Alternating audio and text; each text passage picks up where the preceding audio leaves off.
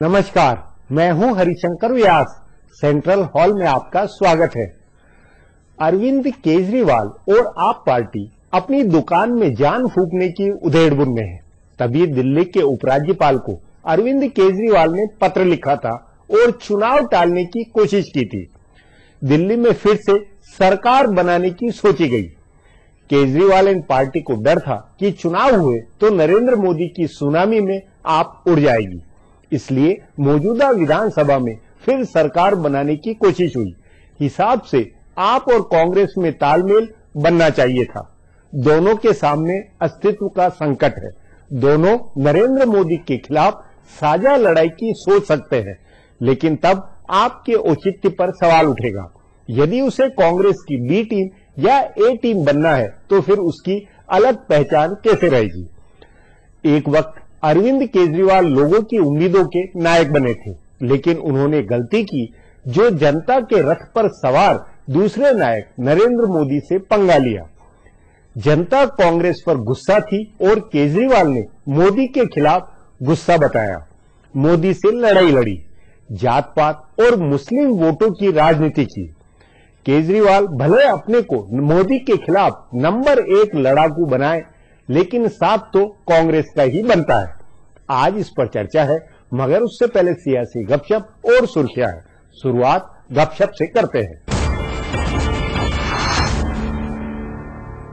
स्मृति ईरानी के हलफनामे में गड़बड़ी और उनकी तालीमी अहलियत को लेकर जो तनाजा हुआ है, उससे कांग्रेस के आला रहनुमा खुश हैं। भले कहा जा रहा है कि कांग्रेस में अजय माकन से नाराजगी है, लेकिन असल में ऐसा नहीं है। उन्होंने कांग्रेस की हिकमत अमली के तहत ही स्मृति ईरानी की डिग्री का मामला उठाया था और ट्वीट किया था। मनीष तिवारी ने उनकी बात काटने वाला जो बयान दिया, उसकी वजह इन दोनों रहनुमाओं की आपसी खींचतान है। असल में कांग्रेस चाहती है कि पहले दिन से हुकूमत का फोकस भटकाया जाए, तभी हुकूमत कामकाज शुरू करती। उससे पहले स्मृति ईरानी को लेकर तनाजा खड़ा कर दिया गया। इससे पूरे 2 दिन हुकूमत की तरजीहात, एजेंडे और 7 ममालिक की बातचीत के बजाय स्मृति के तनाजे पर मीडिया का फोकस बना रहा और हुकूमत भी इसके दिफा में जुटी रही। ये तनाजा थमता उससे पहले अजय माकन ने नृपेंद्र मिश्र को वजीर आजम का चीफ सेक्रेटरी बनाने के लिए लाए गए ऑर्डिनेंस का मसला उठा दिया। कांग्रेस के माहिरीन जराये का कहना है कि आने वाले दिनों में भी कांग्रेस इस मंसूबे पर काम करेगी। वो छोटे मसलों पर बड़ा तनाजा खड़ा करेगी ताकि मीडिया का फोकस उस तरफ किया जा सके। कांग्रेस के एक सीनियर रहनुमा का कहना है कि हुकूमत को एजेंडा तय करने से रोकना है ताकि पहले दिन से एंटी इनकम्बेंसी की हवा बनाई जा सके।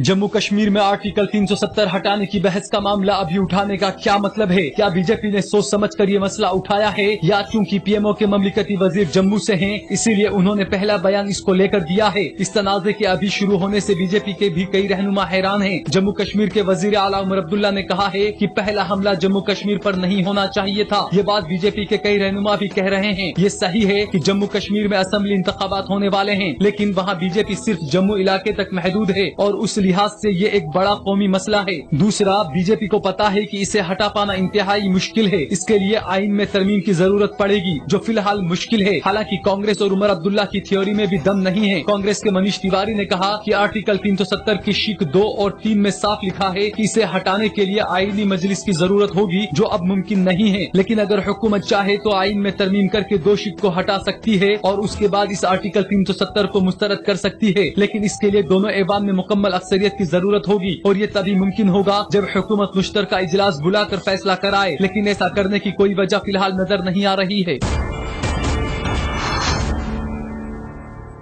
बीजेपी के जो सीनियर और बुजुर्ग रहनुमा रिटायर हो गए हैं या कर दिए गए हैं, उनमें से शायद ही कोई गवर्नर बनने के लिए तैयार होगा। पार्टी के कई रहनुमाओं ने इंतखाब नहीं लड़ा है, लेकिन सब अपने लिए कौमी सियासत में किरदार तलाश रहे हैं। जो रुकन पार्लियामेंट बन गए हैं वो भी कोई न कोई किरदार देख रहे हैं। मिसाल के तौर पर मुरली मनोहर जोशी ने वजीर आजम नरेंद्र मोदी से मिलकर कहा कि वो उनकी टीम में कोई भी काम करने के लिए तैयार हैं। कहा जा रहा है कि शांता कुमार, सीपी ठाकुर और उत्तराखंड के तीनों साबिक वज़ीर आला भी अपने लिए कुछ न कुछ काम खोज रहे हैं। लेकिन जो लीडर इंतखाब नहीं लड़े हैं उनमें 3 नाम अहम हैं। उत्तर प्रदेश के साबिक वजीर आला कल्याण सिंह, दिल्ली असेंबली में हिज़्ब इख्तिलाफ के रहनुमा रहे विजय कुमार मल्होत्रा और साबिक मरकजी वजीर यशवंत सिन्हा इस बार इंतखाब नहीं लड़े हैं। कायदे से बीजेपी हुकूमत इनको गवर्नर बना सकती है, लेकिन इनमें से कोई भी इसके लिए तैयार नहीं है। इसी तरह बीजेपी छोड़कर गए और बाड़मेर से इंतखाब लड़कर हारे जसवंत सिंह की बीजेपी में वापसी की बहस हो रही है, लेकिन वो भी किसी गवर्नर हाउस में जाने के लिए तैयार नहीं होंगे। बीजेपी को गवर्नर हाउस में भेजने के लिए दूसरी तीसरी कतार के लीडर ही ढूंढने पड़ेंगे। अब आज की सुर्खियां हैं, ये लीक से कुछ हटकर हैं। इनसे देश के मूड को बूझ सकेंगे। वजीर आजम नरेंद्र मोदी ने अपनी कैबिनेट की दूसरी मीटिंग में कामकाज की अपनी तरजीहात को जाहिर किया है। उन्होंने अपने वज़रा के सामने 10 नुकाती एजेंडा पेश किया और तमाम वज़रा से 100 दिन के कामकाज का एजेंडा पूछा है। मोदी ने अपने वज़रा से कहा है कि वो बताएं कि उनकी तरजीहात के इशूज क्या हैं और पहले से ज़ेरे इल्तवा कौन कौन से मामलात हैं जिन पर फैसला होना बाकी है। पार्लियामानी उमूर के वजीर वेंकैया नायडू ने कहा है कि मोदी की तरजीहात गुड गवर्नेंस और पॉलिसियों पर अमल है। बताया जा रहा है कि कैबिनेट की मीटिंग में मोदी ने कहा कि इक्तिसादी तरक्की के रास्ते की रुकावटों को हटाना उनकी हुकूमत की तरजीहात में शामिल है। अलावा अजीम उन्होंने तालीम, तवानाई और पानी को अपनी तरजीह बताया है। मोदी ने बुनियादी ढांचे में बेहतरी लाने, पॉलिसियों पर सिलसिलेवार तरीके से अमल करने, पॉलिसियों में एक तसलसल बनाए रखने, सरकारी टेंडरों में ई नीलामी को फरोग देने, अलग अलग वज़रा के बीच तालमेल बनाने, अफसरान का एतमाद बहाल करने, उन्हें मजबूती फराहम करने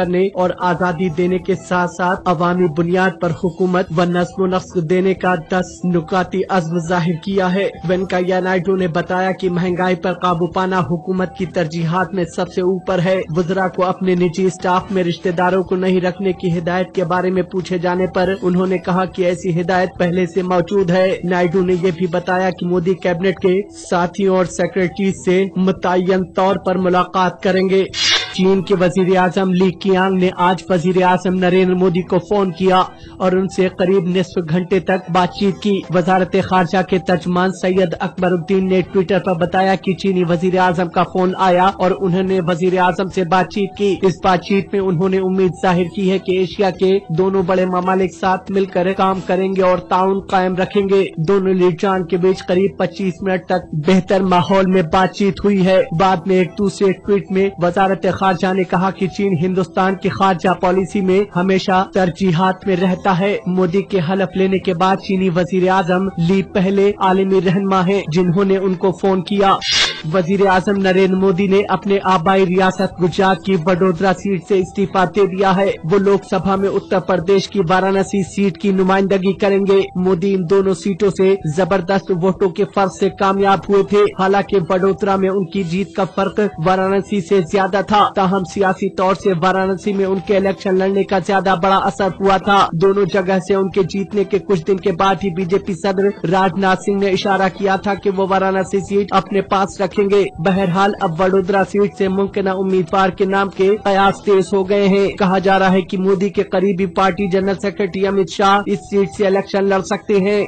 नई लोकसभा का पहला इजलास 4 जून से 11 जून तक चलेगा। पार्लियामेंट के एक हफ्ते के खुसूसी इजलास की सिफारिश आज हुई कैबिनेट की मीटिंग में की गई। पार्लियामानी उमूर के वजीर वेंकैया नायडू ने कहा कि अगर जरूरी हुआ तो इजलास एक दिन और बढ़ाया जा सकता है, लेकिन ये नए स्पीकर की राय से किया जाएगा। नए स्पीकर का इंतखाब 6 जून को किया जाएगा। उससे कबल 2 दिन लोकसभा के लिए चुने गए नए अरकान को हलफ दिलाया जाएगा। सदर जमहूरिया प्रणब मुखर्जी दोनों ऐवान के मुश्तरका इजलास को 9 जून को खिताब करेंगे और उसके बाद 2 दिन सदर जमहूरिया के खिताब पर बहस होगी। बहस के आखिर में वजीर आजम नरेंद्र मोदी इसका जवाब देंगे। एक हफ्ते के खुसूसी इजलास के कुछ दिन के बाद पहला बाज़ाब्ता इजलास मुनक्किद किया जाएगा, जो इस हुकूमत का बजट इजलास होगा। सबसे सीनियर रुकने पार्लियामेंट कमलनाथ प्रोटेम स्पीकर होंगे और वो 4 और 5 जून को तमाम मेंबरान पार्लियामेंट को हलफ दिलाएंगे। मरकजी वजीर दाखिला और बीजेपी सदर राजनाथ सिंह ने आज वजारत दाखिला का कलमदान संभाल लिया है। पीर के रोज वजारत का हलफ लेने के 3 दिन के बाद उन्होंने अपनी जिम्मेदारियों को संभाला। दाखिला सेक्रेटरी अनिल गोस्वामी और वजारत के अफसरान ने नॉर्थ ब्लॉक वाक़े वजारत दाखिला में गुलदस्ता पेश कर उनका इस्तकबाल किया। राजनाथ सिंह ने अपने दफ्तर से थोड़ी दूर पर वाक़े मुल्क के पहले वजीर दाखिला सरदार वल्लभ भाई पटेल के मुजस्समे पर फूल भी चढ़ाए। उन्होंने कहा कि मुल्क के इत्तेहाद में सरदार पटेल का जबरदस्त ताउन था। उन्होंने जो कुछ किया उसे अदा नहीं किया जा सकता है। वजारत दाखिला में ममलिकती वजीर किरण रिजिजू ने भी आज ही वजारत में अपनी जिम्मेदारियों को संभाला है। फरोग इंसानी वसाइल की वजीर स्मृति ईरानी ने अपनी तालीमी अहलियत को लेकर चल रहे तनाज़े पर आज अपनी खामोशी को तोड़ा है। स्मृति ईरानी ने कहा कि उनके कामकाज की बुनियाद पर तज्जिया किया जाना चाहिए। उन्होंने ये भी कहा कि उनको जो जिम्मेदारी दी गई है उससे उनका ध्यान भटकाने के लिए मज़मून से अलग बहस का बड़ा इशू बनाया गया है। गौरतलब है कि कांग्रेस ने उनकी काबिलियत पर सवाल खड़े करते हुए कहा कि वो ग्रेजुएट भी नहीं है। अजय माकन ने ट्वीट करके ये कहा था। उसके बाद से इस पर बहस चल रही थी। स्मृति ईरानी ने 2004 और 2014 के हलफनामे में अलग अलग तालीमी काबिलियत बताई है। हालांकि उन्होंने इसके बारे में आज कुछ भी नहीं कहा। फिलहाल अब एक ब्रेक है, फिर खुलासा होगा।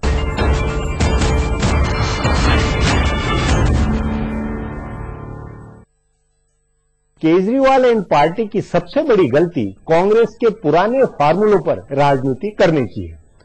केजरीवाल ने वामपंथियों के असर में भारत माता को भुलाया और इंकलाब जिंदाबाद किया, साथ ही नमाजी टोपी भी पहनी।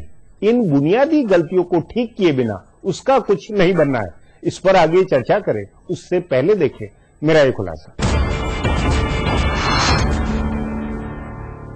अरविंद केजरीवाल ने करीब एक हफ्ता दिल्ली की तिहाड़ जेल में बिताया। इस दौरान जरूर उन्होंने अपने अब तक के सियासी सफर पर गौर किया होगा। ये गौर करते हुए उन्होंने जरूर सोचा होगा कि कैसा ख्वाबों जैसा सफर था। एक साल की सियासत में मुल्क की दारुल हुकूमत दिल्ली में हुकूमत बनाने का मौका मिला था, लेकिन उसके बाद क्या हुआ, तब उनको अपनी गलतियों का ध्यान आया होगा। हालांकि वाराणसी से आम इंतखाब लड़ते हुए उन्होंने अपनी एक गलती खुलेआम कबूल की थी। उन्होंने कहा था कि वजीर आला की कुर्सी छोड़कर नहीं जाना चाहिए था। वहाँ से लौटने के बाद उन्होंने मंजर-ए-आम आकर दिल्ली और मुल्क की आवाम से इस गलती के लिए माफी भी मांगी थी। लेकिन सवाल है कि क्या ये माफीनामा वापस पार्टी को उसके पैरों पर खड़ा करने के लिए काफी है। ये सवाल इसलिए उठा है क्योंकि आम इंतखाबात की शिकस्त के बाद भी केजरीवाल और उनकी टीम ने अलामती सियासत बंद नहीं की है। हतक इज्जत के मुकदमे के लिए जमानत का मुचलका नहीं जमा कराना और इसके लिए जेल चले जाना और फिर ऊपर की अदालत में मुचलका देकर जमानत लेना और उसको अपनी जीत बताना आपकी ऐसी सियासत रही जिसने दिल्ली की आवाम को संजीदगी से सोचने के लिए मजबूर कर दिया है। लेकिन केजरीवाल की मुश्किल ये है कि वो हकीकी और ठोस सियासत कर ही नहीं सकते हैं। उनको ख्वाब दिखाकर उसूली और ख्याली बातें करके इक़्तिदार हासिल करने का ऐसा चस्का लगा है कि वो इसे ही हकीकी सियासत मानते हैं। हालांकि ये कहने का मतलब ये नहीं है कि वो रिवायती सियासत ही करें तभी कामयाब होंगे, बल्कि इसका मतलब ये है कि उन्हें अलामती और उसूली ख्याली बातों की सियासत की हदों को समझ जाना चाहिए। गांधी टोपी लगाने से कोई ईमानदार नहीं माना जाएगा या इमामों के दरवाजे पर चक्कर लगाने से कोई सेक्युलर भी नहीं माना जाएगा और एक या दो बिरादरियों की सियासत से हुकूमत मैनेज नहीं हो पाएगी। अगर वो इस आम इंतखाबात के नताइज का ईमानदारी से तज्जिया करें तो अपने आप उन्हें जमीनी हकीकत का अंदाजा लग जाएगा। ईमानदार और सेक्युलर छवि के बावजूद सभी को साथ लेकर चलने की सियासत करना हुकूमत की सबसे अहम शर्त है। पूरे मुल्क में आपकी हालत से ये बात भी साबित हुई है कि किसी भी पार्टी के लिए तंजीम बहुत बड़ी ताकत है। आपने अभी तक दिल्ली में अपनी मजबूत तंजीम नहीं बनाई है। सिर्फ केजरीवाल और उनकी चौकड़ी है या कुछ उसूली सियासत करने वालों का ग्रुप है जो सोशल मीडिया में काम कर रहा है। आपके पास वॉलंटियर हैं, लेकिन उनको मुत्तहिद करने की कोई कोशिश नहीं की गई। दिल्ली में केजरीवाल की पार्टी हर लोकसभा सीट पर दूसरे नंबर पर रही। इसका मैसेज है कि अभी दिल्ली के लोग कांग्रेस और बीजेपी के मुतबादिल के तौर पर आपको देख रहे हैं, लेकिन उनको ये ध्यान रखना चाहिए कि वो फित्री मुतबादिल नहीं है, बल्कि हालात ने उनको बनाया है। इसलिए इस पोजीशन में बने रहने के लिए उनको अपनी तंजीम बनानी होगी, पुरानी गलतियों को ठीक करना होगा, ज्यादा इनकलाबी बनने की उम्मीद में बुनियादी हकीकतों को नजरअंदाज नहीं करना होगा और लाजमी तौर पर अपनी पार्टी को एक हैसियत देनी होगी। अब एक ब्रेक है, उसके बाद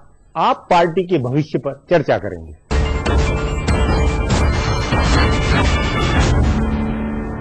शाम 7 बजे और सुबह 7:30 बजे सिर्फ ETV उर्दू पर।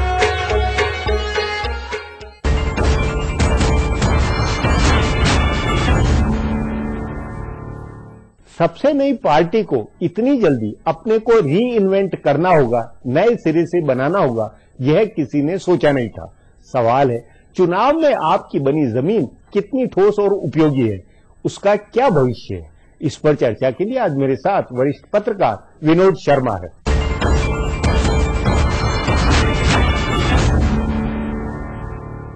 विनोद जी, बतौर राजनीतिक समीक्षक आप अरविंद केजरीवाल और उनकी आप पार्टी का राजनीतिक भविष्य क्या देखते हैं? देखिए, उन्होंने बड़ी अच्छी शुरुआत की, पुरजोर तरीके से शुरुआत की और लोगों का मन जीता, उनका मानस जीता, इसमें कोई दो राय नहीं हो सकती। उसके बाद जब पॉलिटिकल पार्टी लॉन्च की, दिल्ली में शुरुआत की, बहुत अच्छा प्रदर्शन था उनका, सरकार बनाई, लेकिन देखिए, एजिटेशन और एडमिनिस्ट्रेशन में बहुत फर्क होता है व्यास जी, आप जानते हैं। और वो एजिटेटर से एडमिनिस्ट्रेटर में इवॉल्व नहीं हो सके, उनको दिक्कतें आई क्योंकि उन्होंने वादे इतने लंबे चौड़े कर दिए थे जनता के साथ, और उनके पास आंकड़े थे नहीं, लेकिन फिर भी वो सरकार में चले गए। और जब पहला ऐसा मौका आया जब लोकपाल पे भारतीय जनता पार्टी और कांग्रेस ने उनका साथ देने से मना कर दिया, तो उन्होंने त्याग पत्र दे दिया। शायद उनकी अपेक्षा यह रही होगी कि इस देश में जो भी सत्ता का परित्याग करता हुआ नजर आता है लोग उसको पूछते हैं। ये कुछ हद तक बात सही है, लेकिन इस केस में जो भारतीय जनता पार्टी का प्रचार का जो मशीन थी, उसने इस आदमी को भगोड़ा पेंट कर दिया। ठीक जी, क्योंकि इसमें नहीं, सबसे ज्यादा नुकसान वही अब मेरा कहना है कि वो सब हो गया इतिहास से, लेकिन अब इस चुनाव नतीजों के बाद उनकी भगोड़ा इमेज से बाहर निकलकर वो अपने को कैसे री इन्वेंट करेंगे। देखिए, उनकी 4% वोट दिल्ली में बढ़ी है ये लोकसभा के इलेक्शन में, और दिल्ली में नंबर 2 की पार्टी वही थी, कांग्रेस कहीं नहीं थी। अगर किसी ने दिल्ली में लोकसभा में भारतीय जनता पार्टी के साथ लड़ाई लड़ी है तो आम आदमी पार्टी लड़ी है। ये क्रेडिट आप उनसे नहीं ले सकते। नहीं वो है, लेकिन सुन लीजिए ना, तो 4% उनका वोट बढ़ा है, लेकिन जो उनका एक स्टेज पे जो उन्होंने जनता को हिप्नोटाइज किया हुआ था, वो जो उस स्थिति से जनता बाहर निकल आई है और वो सवाल पूछना शुरू कर दिया है। और मैं ये मानता हूं कि दिल्ली के अगले इलेक्शन में भले ही ये सरकार बनाए ना बनाए, लेकिन दिल्ली में प्रमुख विपक्षी दल आम आदमी पार्टी ही होगी। वो ठीक है, लेकिन एक समय नरेंद्र मोदी के विरोध में उतरकर पहले एक तरह से जिस तरह जनता पर जादू किया था, तो लगता था, या जो मुहिम थी, शुरुआती मुहिम ये थी कि कांग्रेस सरकार के खिलाफ ये आंदोलन में उतरे थे और उस कारण कांग्रेस के खिलाफ माहौल का उनको फायदा मिलता लगा, लेकिन वो नरेंद्र मोदी के खिलाफ उतर गए, इसलिए उनको नुकसान हुआ। तो अब आपके अनुसार वो नरेंद्र मोदी के नंबर 1 विरोधी रहेंगे या कांग्रेस के साथ नरेंद्र मोदी के अपोजिशन में वो एक साझा टीम बनेगी? नहीं, मुझे नहीं लगता कि कांग्रेस साथ मिलकर कुछ काम करेंगे। अगर करेंगे तो खुदकुशी होगी। वो इसका मतलब ये कि आप जब मानते हैं कि वो अरविंद केजरीवाल और आप पार्टी अपने बूते स्वतंत्र विपक्ष के एक बड़े रोल में उभर सकते हैं। कह रहा हूं आपको कि वो प्रमुख विपक्षी दल होगा दिल्ली असेंबली में, अगर उनके राष्ट्रीय स्तर पर देखा जाए। क्योंकि राष्ट्रीय स्तर पे देखिए, राष्ट्रीय स्तर पे तो दूर की बात है ना व्यास जी, अभी 4 सीटें पाने के बाद प्रमुख विपक्षी दल, तो वो तो 20 बरस का प्लान बता रहे हैं। उन्होंने उम्मीद ये उसी हिसाब से भारतीय जनता पार्टी को खुशी होगी अगर ये प्रमुख विपक्षी दल हो जाएगा, क्योंकि ये नरेंद्र मोदी का जो स्लोगन था कि कांग्रेस मुक्त भारत, वो कार्यान्वित हो जाएगा। लेकिन मुझे नहीं लगता है कि ये इतना आसान होगा, क्योंकि अगर अरविंद केजरीवाल ने बड़ी गलती ये की कि उन्होंने संपूर्ण भारत में अपने पर फैलाने की कोशिश की, इसीलिए अब तो दायरा तो बहुत बड़ा हो गया ना सोच का। सुनिए तो सही। और उनकी कोशिश ये थी कि वो इसी इलेक्शन में एक नेशनल पार्टी बनके उभरे वोट परसेंटेज के हिसाब से, वो नहीं हुआ। लेकिन ये बात सच है कि अगर अरविंद केजरीवाल की पार्टी दिल्ली, हरियाणा और पंजाब में अपना ध्यान केंद्रित करती और इतने व्यापक स्तर पे इलेक्शन नहीं लड़ती, तो 15 सीट कम से कम इसको मिलती इन 3 स्टेट से, और फिर एक वो संसद में भी एक बड़ा प्रभावी रोल हो सकता था, और वो संसद में एक बड़ा प्रभावी और बड़ा गुट बनकर उभरती। लेकिन इससे ये तात्पर्य नहीं है कि 4 लोग संसद में हंगामा नहीं कर सकते, 4 लोग भी संसद में हंगामा कर सकते हैं। ये क्या संभावना है कि गैर कांग्रेसी विपक्ष, भले वो लेफ्ट हो, भले क्षेत्रीय पार्टी, उनके साथ आप पार्टी अरविंद केजरीवाल उनका एक चेहरा बने या उनके साथ तालमेल करके जनता दल कुछ करे? ने तो उनका समर्थन कर ही दिया था बनारस में, तो इसीलिए और लेफ्ट भी जो लेफ्ट सीपीआई सीपीएम लेफ्ट पे उन्होंने अभी तक कोई अटैक नहीं किया। अगर आपको मैं बताता चलूं कि लेफ्ट पार्टीज पे उन्होंने कोई अटैक नहीं किया, तो ये लोग जो है ये इनके नेचुरल अलाइज हो सकते हैं और ये लोग मिलके काम करेंगे, और कांग्रेस को भी उसमें साथ इन लोग को लेना पड़ेगा, क्योंकि जब सत्ता परिवर्तन होता है तो उसके साथ जो वस्तुस्थिति है वो बदल जाती है। पार्लियामेंट में कम से कम फ्लोर कोऑर्डिनेशन की जरूरत होती है, जहां पर जो रूलिंग कोalition है उसके पास ऐसे आंकड़े हो कि अपने दम पे वो लेजिस्लेट कर सकती है, तो उसके जवाब में एक प्रभाव उत्पन्न करने के लिए जो फ्लोर कोऑर्डिनेशन की जरूरत होती है, वो हर पॉलिटिकल पार्टी जो कि विपक्ष के पाले में बैठी हुई है उसके बीच में होने की संभावना है। कुल मिलाकर अरविंद केजरीवाल और आप पार्टी बुलबुले की तरह खत्म नहीं है, संभावना है और आगे आप इसको उभरता हुआ मानते हैं?